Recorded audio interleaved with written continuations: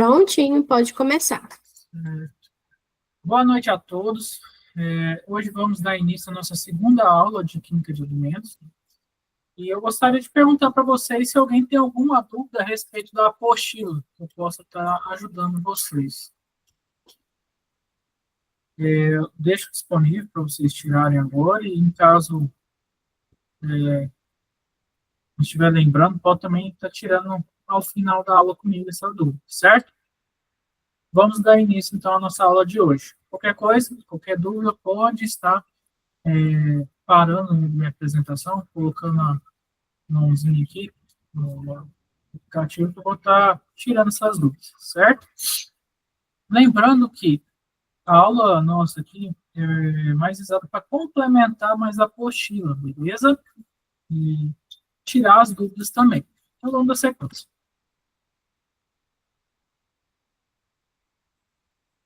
Hoje vamos falar um pouquinho sobre água, glicídios e vitaminas. São 3 pontos muito importantes também na indústria alimentícia, certo?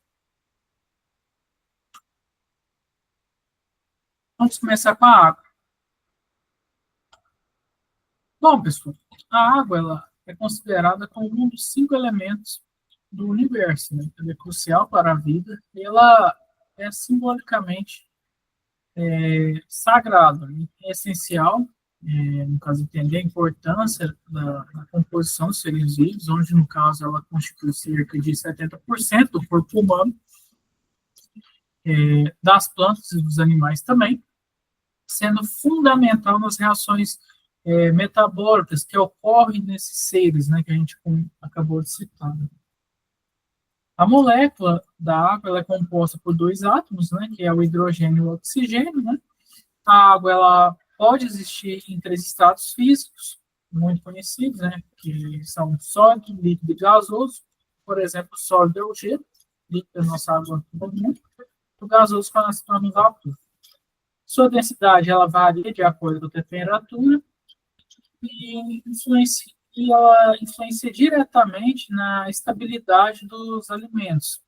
Suas interações com diversos compostos químicos tornam um solvente universal e, basicamente, esse é um resumão da água, né?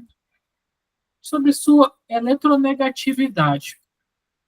É uma medida da capacidade, né? O que seria a eletronegatividade? É uma medida da capacidade de um átomo de atrair elétrons quando está participando de uma ligação química. Em outras palavras, é a tendência de um átomo em atrair elétrons de uma ligação para si mesmo. Certo? A eletronegatividade, pessoal, é uma propriedade periódica, tabela periódica, dos elementos químicos, o que significa que varia de acordo com a posição que o elemento se encontra na tabela periódica. Né? Geralmente, os átomos mais eletronegativos são encontrados nos elementos localizados nos campos superior direito da tabela periódica, como flúor, oxigênio, cloro, nitrogênio, enquanto os átomos menos eletronegativos estão nas regiões opostas a isso, certo?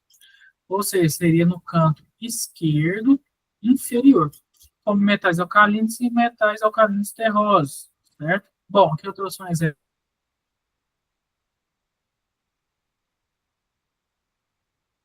Nesse canto aqui, ó, desculpa, nesse canto superior direito aqui, mas menos eletronegativos ficaria nesse canto de cá, seria inversamente proporcional, certo? Bom, é bom a gente também citar a diferença aqui, que seria a molécula polar e polar, certo? As apolares, no caso. Não existe diferença de eletronegatividade entre seus átomos. Já as polares, existe uma diferença de eletronegatividade entre o átomo apresentado, entre os átomos apresentados. No caso, um polo positivo e outro polo negativo. Por exemplo, então a água seria o quê? Polar ou apolar? Né? Ela seria polar. Por quê? Ela tem moléculas de hidrogênio e de oxigênio. Ou seja, o oxigênio está aqui, o hidrogênio está aqui, certo? Temos uma diferença aqui dos seus átomos, né, de eletronegatividade. Isso nos torna a água polar, beleza? Bom, interações sobre as moléculas da água. O que seria isso? Cada molécula pode interagir, pessoal, com 4 moléculas através das forças de Van der Waals. Ou, no caso, também junto, pontos de hidrogênio.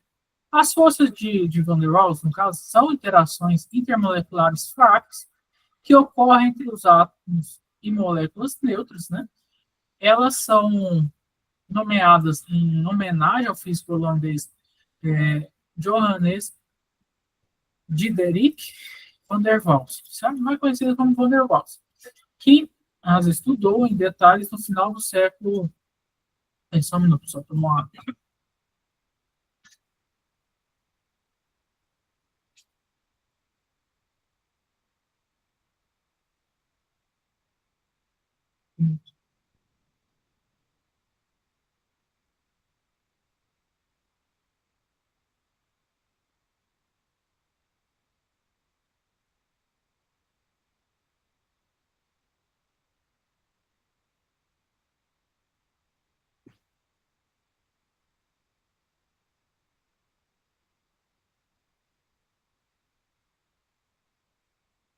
Só um minutinho, pessoal. Só esperar uma mensagem.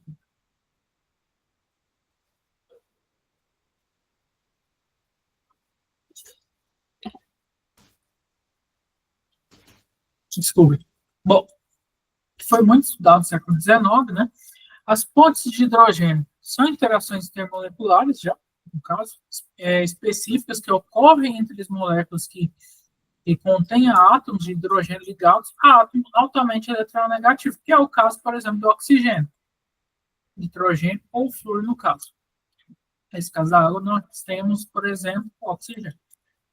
Eles são responsáveis por muitas propriedades importantes da água, como sua falta da capacidade de dissolver substâncias iônicas e moléculas polares também.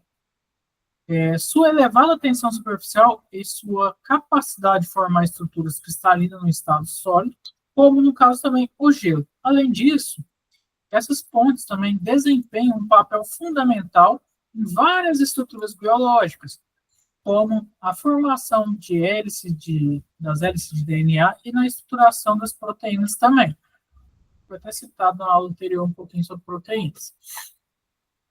Então, como que essa molécula, a molécula de água, né, vamos supor, num rio, como que funciona essas interações que ocorrem, né? Aqui a gente vemos 4 ligações, certo?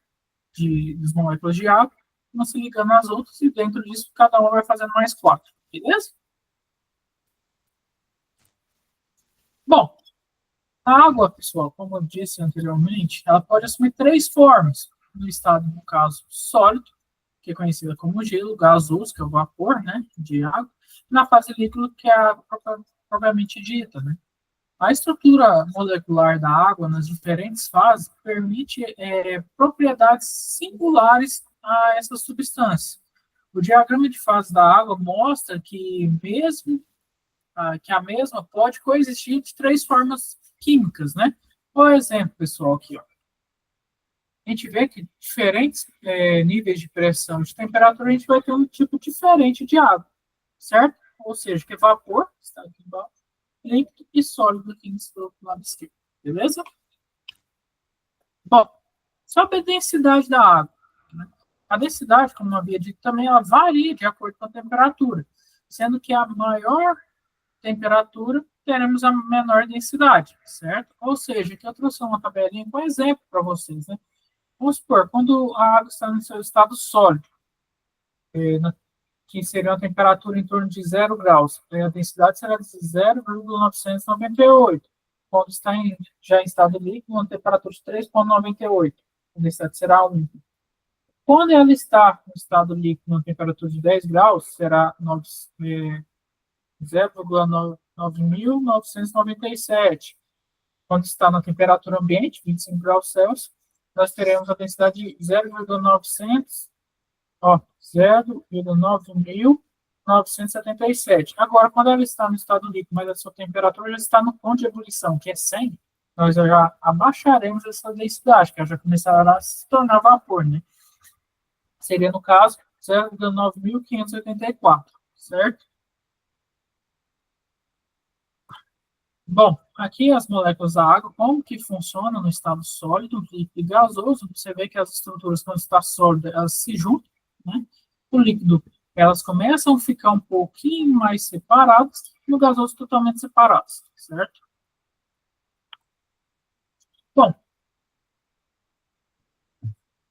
a água também, pessoal, são substâncias hidrofílicas, elas possuem facilidade de interação, desculpa, substâncias hidrofílicas, o que seria isso? Né? Possui facilidade de interação com a água e formam soluções homogêneas ou, no caso, verdadeiras.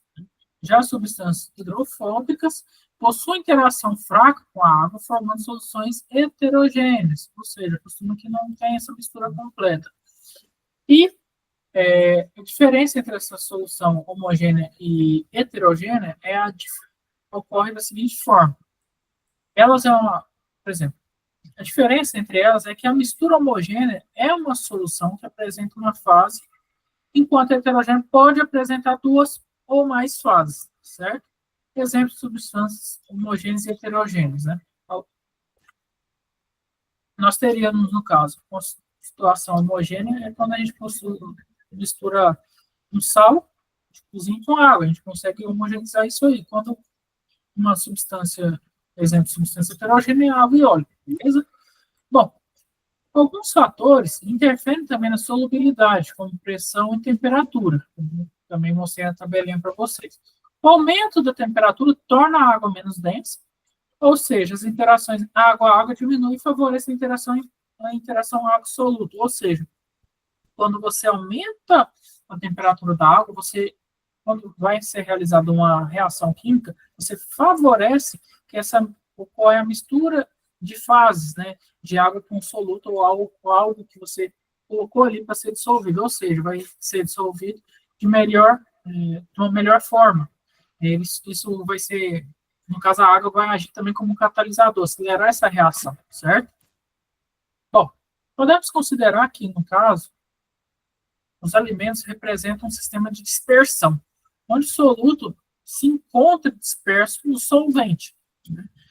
Ao considerarmos a fase dispersa como um sistema líquido e dispersante, também, né, no caso, o tipo de dispersão resultante é uma emulsão. Ou seja, quando você faz a mistura, consegue fazer ela ficar perfeita, isso se torna uma emulsão. Quando a fase dispersa representada por um sólido e a dispersante um líquido, o tipo de dispersão é uma suspensão. Esse sistema em dispersão podem passar por medições como variações de tensão superficial, pH e temperatura também. Bom, quais as formas de medir a interação da água com os alimentos? Nós temos o cálculo de umidade, que é representado pelo H, a umidade. Cálculo da atividade da água, que é representado por AW. A forma dessa aí, AW é igual a P maiúsculo dividido por P maiúsculo O. Né? O que seria isso? O P seria a pressão parcial do vapor de água em um alimento a temperatura X, ou T. Né? E o P0, ou PO, como preferir, pressão de vapor da água pura à mesma temperatura, certo? Segundo Labuza et al., em 1970, a água pode estar ligada em um alimento em 3 formas distintas. Né?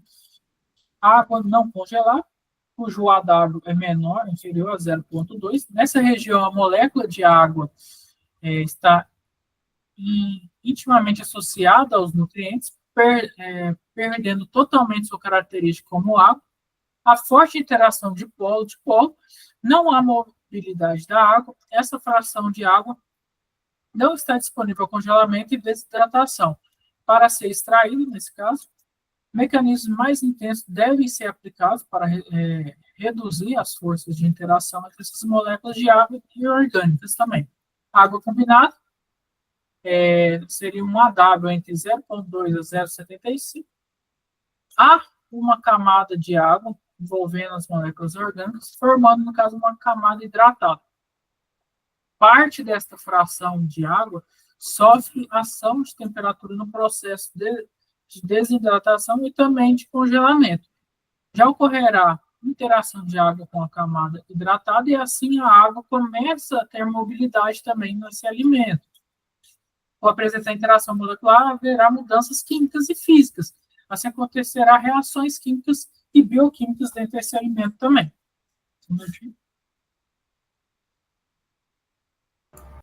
Já a água livre, que é uma AW acima de 0,55, há uma fraca interação, né, entre a molécula de água e as moléculas orgânicas. Essa fração de água é facilmente removida no processo de desidratação e seu congelamento é facilitado. Exemplo, a carne, por exemplo. Por estar, no caso, águas livres ali. Essa fração atua como solvente, facilitando a proliferação, desculpa, microbiana, certo? Bom, a estabilidade de um alimento, pessoal, está muito relacionada quanto à capacidade de manter as características químicas, físicas, nutricionais e funcionais durante o período de conservação. No caso, a água livre de um alimento favorece reações químicas, né, agindo como um transportador de moléculas, além de ser substrato para crescimento de micro-organismos, ou seja, a gente vai ter um produto que vai estragar com mais facilidade. A água combinada favorece reações químicas e bioquímicas. Com isso, a estabilidade do alimento está relacionada à forma química da água presente nesse produto. Quanto maior o teor de água livre, menor será a estabilidade do mesmo, certo? Ou seja, quanto maior o AW, menor a decomposição. Quanto maior a decomposição, menor será o AW, certo? Com a redução da atividade da água, há uma significativa diminuição na velocidade da decomposição dos elementos, aumentando com isso a estabilidade dos mesmos. Bom, quais são os métodos de conservação, por exemplo? Nós temos desidratação, congelamento, liofilização e adição de soluto. Bom, esses processos de conservação estão relacionados às atividades químicas e estão, no caso, intimamente ligados à capacidade de redução de água livre em um alimento, certo? Por exemplo, a adição de soluto seria a adição de conservantes na água. A liofilização, a gente reduz bastante a temperatura, de forma que a gente consiga congelar a molécula de água, que ela não vai conseguir se reverter em água, mesmo estando a temperatura ambiente. O congelamento é simples, que é utilizado em casa, e a desidratação, você usa por meio da temperatura a retirada dessa água, certo? Bom, considerações sobre o tratamento de água. E é algo também, outro ponto muito importante, né? Porque geralmente quando você tira a água direto direto da represa ou do qualquer meio, não sei o que chama, de um poço ou qualquer outro, pode ter alguns micro-organismos que ajudam a putrefação de alimentos, certo? E se torna muito importante esse tratamento de água, até para os seres vivos tá ingerindo ela para se tornar potável, né? E geralmente é essa água que a gente utiliza para ser feito alimentos também, porque são meios que serão ingeridos, certo? Então vamos lá. O pH é uma medida de acidez ou alcalinidade, no caso, de uma solução, incluindo a água. Ele influencia diversos aspectos da água, tanto em termos ambientais, quanto também em aplicações práticas. Né? Sobre a qualidade, por exemplo, a qualidade da água para consumo humano. Saúde, por exemplo, o pH da água potável ele deve estar entre 6,5 a 8,5. Níveis de pH muito baixos seriam a água ácida e muito alto seria a água alcalina. Pode causar, no caso, problemas de saúde, incluindo irritação no sistema digestivo e, no caso de pH muito baixo, corrosão de encanamentos que pode liberar metais tóxicos como chumbo e cobre na água, e isso contaminando também as pessoas e os alimentos que serão produzidos com ela. Corrosão e incrustação. Vamos falar um pouquinho de corrosão. Águas ácidas, no caso, que são com pH baixo, né, tendem a ser mais corrosivos, o que pode danificar tubulações, equipamentos e infraestrutura, deixando também, retirando metais e colocando esses metais na água. Incrustações. Só um minutinho.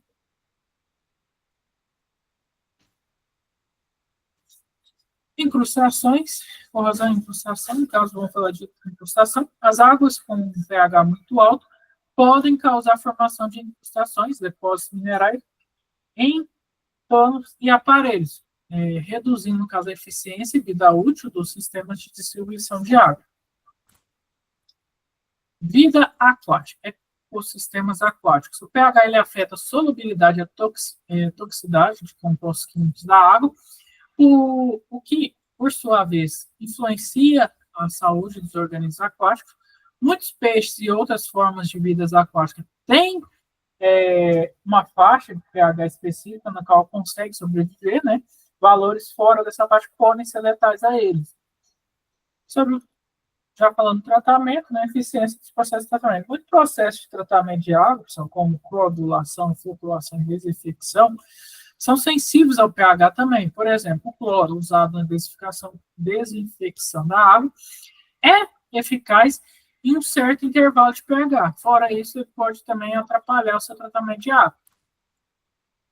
Agricultura e irrigação. Por exemplo, solo e planta. O pH da água de irrigação pode afetar, no caso, a acidez do solo, influenciando a disponibilidade de nutrientes para as plantas, né? Portanto, seu crescimento fica, né, alterado. E águas muito usadas ao alcalino podem prejudicar o desenvolvimento das culturas. Sobre atividades industriais, né? Processos industriais, no caso. Muitas indústrias necessitam de água, um pH específico, para processos de fabricação. Como na indústria farmacêutica, alimentícia e de bebidas, né, devido ao pH ideal, podem afetar a quantidade e qualidade do produto final. Bom, em resumo, o pH ele é um parâmetro crítico na água que afeta a sua qualidade, segurança e compatibilidade com os sistemas, né? Tanto distribuição, vida aquática, processo de tratamento e muitas outras aplicações. E manter o pH dentro das faixas apropriadas é essencial para assegurar a saúde humana, ambiental e a eficiência de diversos processos industriais também. Beleza? Bom, sobre a dureza da água. A dureza da água, ela refere-se à concentração de íons minerais dissolvidos na água, principalmente com cálcio, né, que é o Ca, e magnésio, que é o Mg. Esses minerais são geralmente provenientes da dissolução de rochas e solos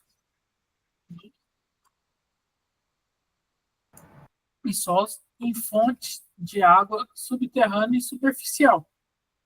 A dureza da água, por exemplo, é geralmente expressa em termos de concentração de carbono de cálcio, né, que é o CaCl3, e pode ser medida de diferentes unidades, como miligramas por litro, que seria ppm, né, ou partes por milhão, né, que eu acabei de falar. E a classificação da dureza da água pode variar, mas aqui está uma classificação mais comum, beleza? De 0 a 60 miligramas por litro, água mole. 61 a 120 miligramas por litro, água moderadamente dura. 121 a 180, água dura. 180 seria água muito dura, beleza? Isso influencia direto na calcificação de equipamentos, entre outros.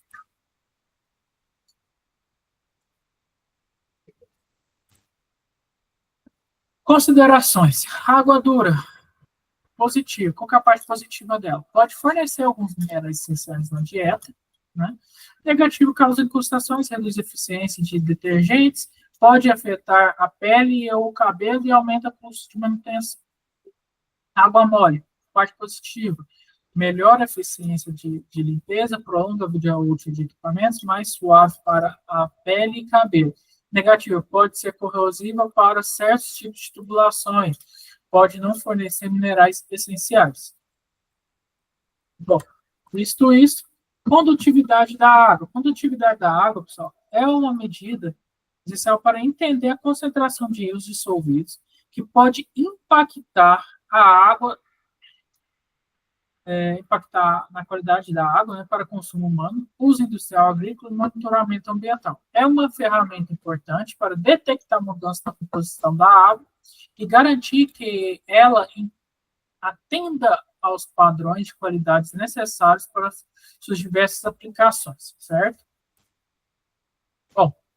Qual que é a importância da condutividade da água? Qualidade da água potável. A condutividade pode indicar a presença de sais dissolvidos e outros contaminantes. Valores muito altos podem sugerir poluição ou presença de substâncias indesejáveis. Monitoramento ambiental. A condutividade é usada para monitorar a qualidade da água em rios, né, lagos e outros corpos d'água. Mudanças na condutividade podem indicar impactos ambientais como poluição e salinização. Tratamento de água. No tratamento de água, a condutividade é monitorada para garantir que a água tratada atenda aos padrões de qualidade e também utiliza para controlar processos de dessalinização, como osmose reversa. Aplicações industriais, pessoal. Muitas indústrias utilizam a água com baixa condutividade para evitar corrosão e depósitos minerais em equipamentos.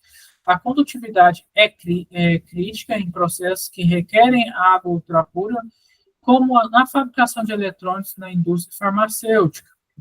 Na agricultura, na irrigação, a condutividade da água pode afetar a saúde do solo e das plantas, e água com alta condutividade pode indicar altos índices de salinidade, o que pode prejudicar para muitas culturas, prejudicial para muitas culturas, né?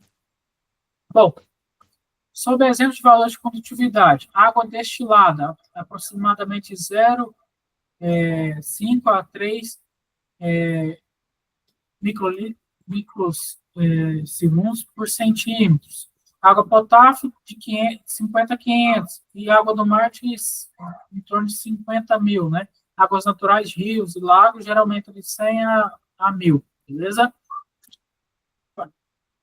Bom, sobre como que funciona, aqui eu trouxe um exemplozinho, um fluxograma de como que funciona o tratamento de água, né? A gente vê a captação, depois a gente tem a decantação e a floculação. Esse aqui é uma casinha de bombas, viu, pessoal? Depois passando para a filtração, desinfecção e fluoretação e distribuição afinal, certo?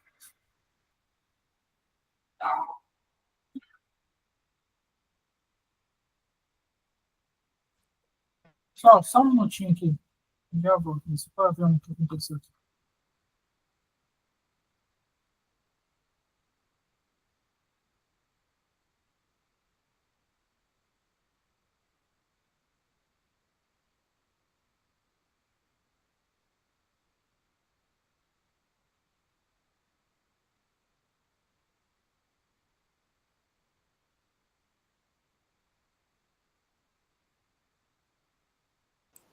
Tudo certo, professor?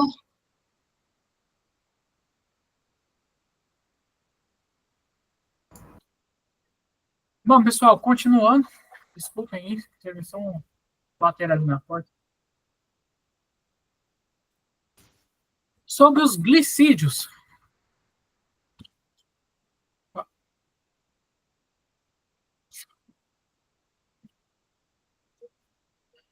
Qual que seria o objetivo de uma aula de glicídios, né? No caso, é entender o papel dos glicídios, que são carboidratos na indústria alimentícia, suas propriedades, funções e aplicações, além de distribuir os aspectos relacionados à saúde e regulamentação, certo? Bom, os glicídios, também conhecidos como carboidratos, pessoal, são orgânicos essenciais que desempenham diversas funções vitais no organismo e na indústria alimentícia. Eles fornecem energia, apoiam a estrutura celular e participam de processos metabólicos importantes também, certo? Quais são os tipos de glicídios que existem, sim, os mais comuns que existentes? Né? Nós temos os monossacarídeos, os disacarídeos e os polissacarídeos. Dentro dos monossacarídeos, nós temos glicose, frutose, galactose, que são os exemplos de monossacarídeos, os blocos de construção básicos dos glicídios, né? Já os sacarídeos, nós temos sacarose, lactose, maltose. Já para os polissacarídeos, temos os amidos, glicogênio e celulose. Beleza? São, no caso, cadeias mais longas que os monossacarídeos, né? Já os sacarídeos são formados pela união de dois monossacarídeos. certo? Bom, quais são as fontes de glicídios em alimentos? Nós temos grãos, né? E nesses grãos nós temos trigo, arroz, milho, são ricos em glicídios complexos, né? Frutas nós temos maçã, banana e laranja, né? E nós temos glicídios simples. E os lácteos, nós temos produtos como leite, iogurte, que trazem lactose, que são um sacarídeo. Vegetais já temos batatas, cenouras, brócolis, que possuem também glicídios também. Outro exemplo de vegetal que nós temos também é a ervilha, tem muitos glicídios, né, também. Bom, qual seria a importância dos glicídios em uma dieta, por exemplo? E energia? Os glicídios são a principal fonte de energia no organismo, fundamental para a saúde, né? São essenciais para um bom funcionamento do sistema nervoso e imunológico. Saúde intestinal, né? Alguns glicídios, como fibra alimentar, promovem a saúde intestinal. Beleza? E quais são os aspectos nutricionais e saúde, né? Nós temos índice glicêmico, né? O conceito de índice glicêmico, sua importância, seria consumo recomendado, né? As diretrizes, né? De consumo de carboidratos, impacto de consumo excessivo, que no caso o exemplo seria a obesidade e a diabetes, e nós temos a rotulagem nutricional. Aí nós temos leitura, interpretação dos rótulos, regulamentação sobre a rotulagem de açúcares e fibras, e aqui a gente vê como funcionaria na dieta, né? Nós temos produtos com alto,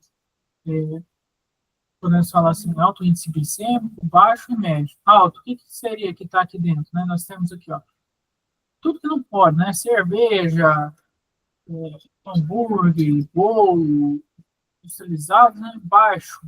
Vamos para o médio, no caso. Aí nós temos mais frutas, né? Uva, abacaxi, laranja, kiwi, banana. E os baixos nós temos alimentos como queijo, peixe, alface, pera não, é pera mesmo, morango, dentre outros, certo? Esses são exemplos para uma boa dieta, viu, pessoal?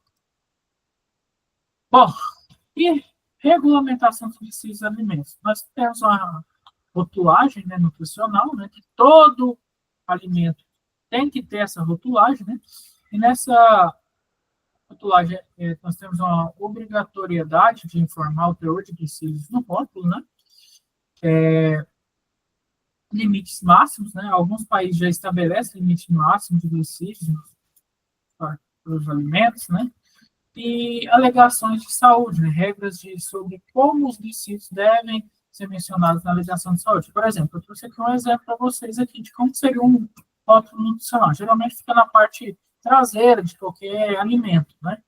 É bom agora, quando for no mercado, dar uma olhadinha naquelas partes ali, certo?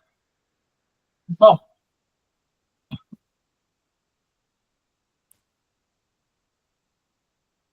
aplicação de glicídios na indústria. Onde nós temos grandes aplicações, né? Temos adoçantes, né? Que aí nós temos açúcares naturais, sacarose, glicose, frutose, adoçantes artificiais e substituições do açúcar, né? Que nós temos aspartame, estévia, né? Que é muito comum esses adoçantes que usam no café, né?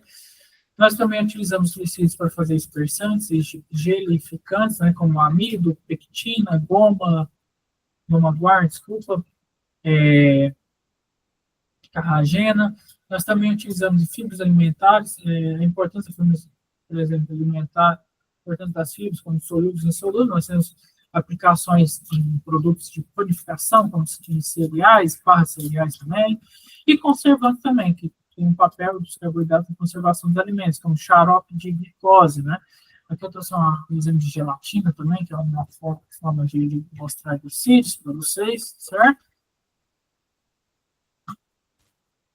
Bom, desafio na redução de glicídios em produtos, né? Nós temos um desafio grande na textura, né? Em manter a textura desejada sem o uso de glicídios pode ser um grande desafio.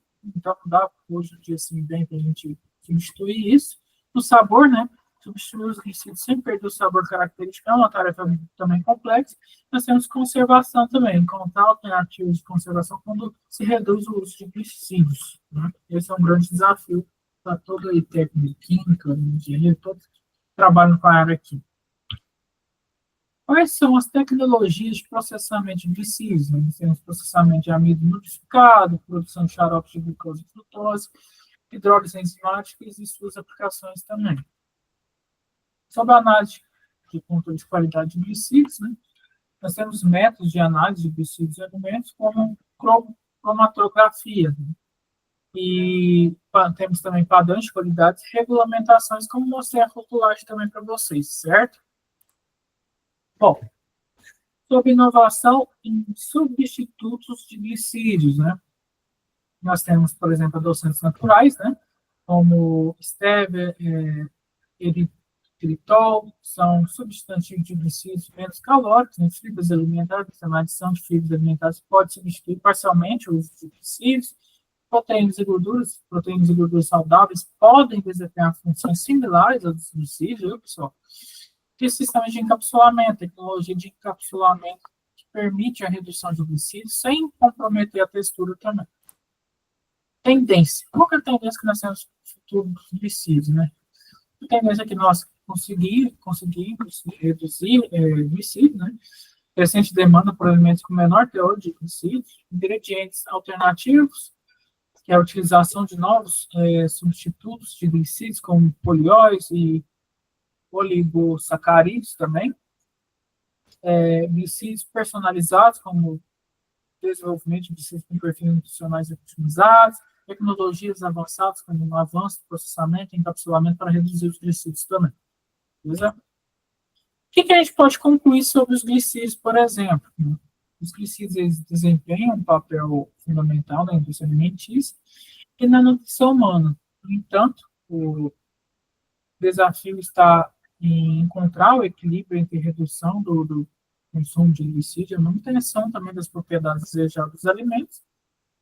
E a inovação é a regulamentação sobre que serão essenciais para atender a demanda futura por alimentos mais saudáveis e sustentáveis também, certo? Bom, aqui eu tenho alguns exercícios para vocês treinarem. Eu vou esperar um tempinho para quem quiser tentar aí, beleza?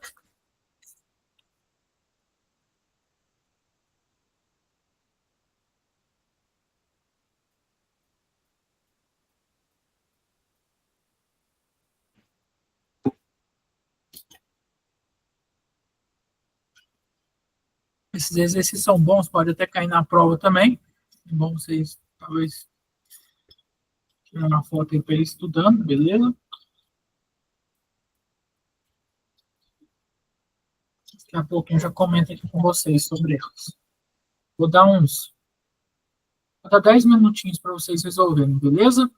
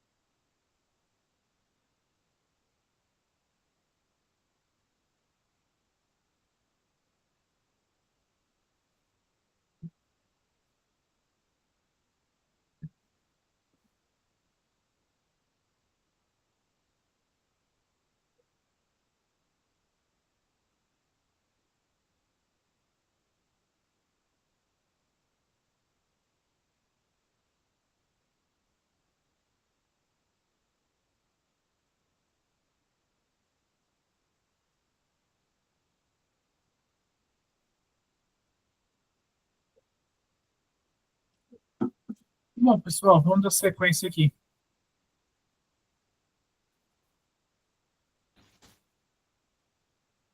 Para a questão 1, vamos lá. Qual dos seguintes é um exemplo de monossacarídeo? A resposta correta aqui, pessoal, é a C, glicose. A 2, qual é a principal função dos glicídios nos alimentos? A resposta aqui seria a B, atuar como fonte de energia. O 3, qual polissacarídeo é amplamente utilizado como dispersante em um alimento processado? A resposta correta aqui seria a D, amido. Qual dos seguintes açúcares é um disacarídeo? Né? A resposta aqui, no caso, seria sacarose, né? Que no caso é a C. 5. Os xaropes de glicose são frequentemente utilizados na indústria alimentícia para, no caso, a resposta B, melhorar a textura e consistência. 6. Qual dos seguintes é um benefício utilizado de utilização do amido modificado em alimentos? No caso, é a C, prolongar a vida útil dos produtos. Qual é o impacto do alto consumo de glicídios na saúde? A certa seria a resposta certa C, pode contribuir para o desenvolvimento de diabetes.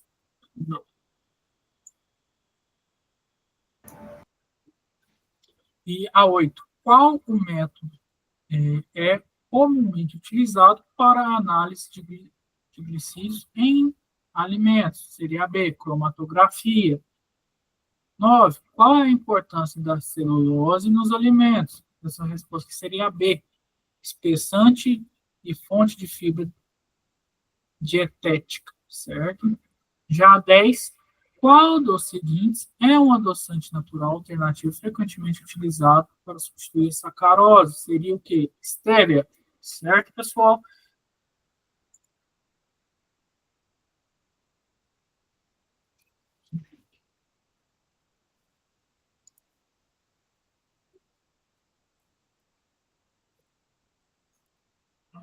Então, sobre glicídio seria isso.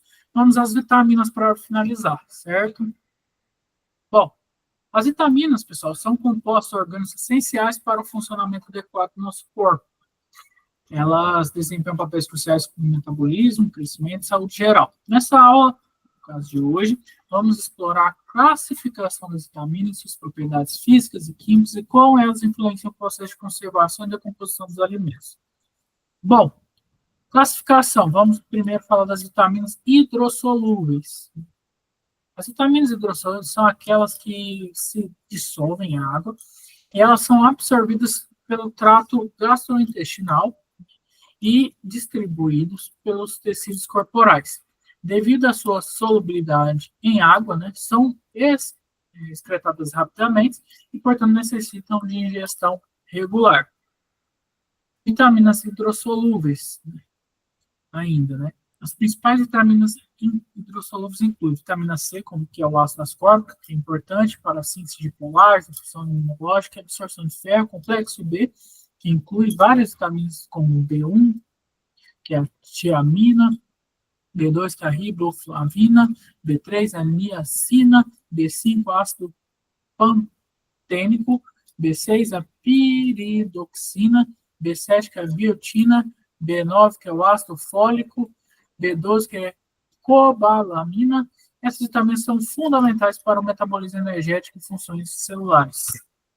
Bom, vitaminas lipossolúveis. As vitaminas lipossolúveis são solúveis em gorduras e óleos. Elas são absorvidas junto aos lipídios na dieta e armazenamento do fígado e tecidos adiposos, sendo liberados conforme necessário. Bom, quais os tipos que a gente tem de exemplo? Vitamina A, que é ou no caso, retinol, né? Essencial para a visão, crescimento celular, função imunológica. Vitamina D, que é a calciferol, importante para a saúde óssea e regulação do cálcio. Vitamina E, que é o tocoferol, atua como antioxidante, protegendo as células dos danos dos radicais livres. Vitamina K, necessária para a coagulação sanguínea e saúde óssea. Bom, As vitaminas hidrossolúveis, elas têm solubilidade em água, né? Estabilidade geralmente sensíveis ao calor, luz e pH extremo também, né? O que pode levar à decomposição. O sistema fácil tanto muito ácido quanto muito básico, né? Alcalino, né? Absorção e excreção também, rapidamente absorvida e excretadas, necessitando de digestão regular, beleza? Vitaminas lipossolúveis, são solúveis em gorduras e óleos, né? Resumindo, né? As propriedades físicas. Tem estabilidade relativamente ao calor, mas podem ser destruídas por exploração prolongada da luz e oxigênio. Absorção e excreção, né? Armazenadas no fígado e tecidos adiposos, com risco de toxicidade em caso de ingestão excessiva. Bom, 4. E qual a relação das vitaminas com os processos de conservação e da composição de alimentos? Sobre a conservação de alimentos, né? A gente tem as técnicas de conservação dos alimentos, como congelamento, pasteurização e enlatamento, visando também a preservação do conteúdo vitamínico dos alimentos, né? No entanto, certos métodos podem afetar as vitaminas de maneiras diferentes, como congelamento. Como que é afetado? Geralmente ele preserva bem as vitaminas, embora a descongelação e o reaquecimento possam causar alguma perda de vitamina C e do complexo B. Pasteurização, o calor utilizado pode destruir algumas vitaminas hidrossolúveis, como a vitamina C e algumas do complexo B. Já o enlatamento pode resultar na perda de vitaminas hidrossolúveis devido à alta temperatura e ao líquido de processamento. Bom, sobre a decomposição dos alimentos, né? A decomposição dos alimentos pode levar à perda do conteúdo vitamínico, afetando sua qualidade nutricional, fatores que influenciam a perda, que incluem, no caso, a oxidação, né? A oxidação ela é uma exposição ao oxigênio, pode, no caso, degradar essa vitamina, especialmente as lipossolúveis, como vitamina E.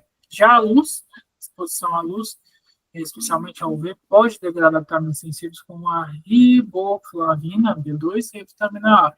E a temperatura, no caso em altas temperaturas, podem destruir vitaminas hidrossolúveis durante o cozimento e o armazenamento inadequado. Bom, funções das vitaminas no corpo humano. Vitaminas hidrossolúveis. A vitamina C, por exemplo, serve como antioxidante, síntese de colágeno, absorção de ferro, cicatrização de feridas, complexo B, metabolismo energético, função cerebral e nervosa, produção de glóbulos vermelhos também. Já vitaminas lipossolúveis, vitamina A, visão saudável, crescimento e desenvolvimento celular, sistema imunológico, vitamina D, absorção de cálcio, saúde óssea, função imunológica, vitamina E, proteção, antioxidante, saúde da pele, função imunológica. Vitamina Q, K, coagulação sanguínea e saúde óssea.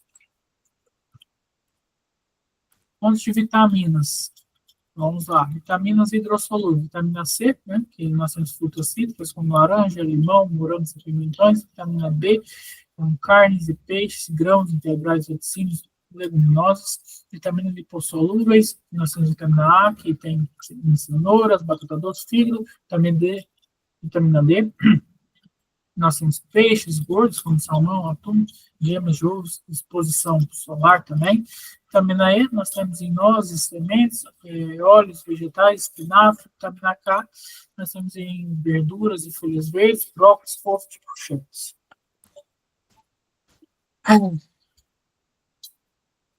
Bom, continuando ainda falando sobre vitamina hidrossolúvel, né?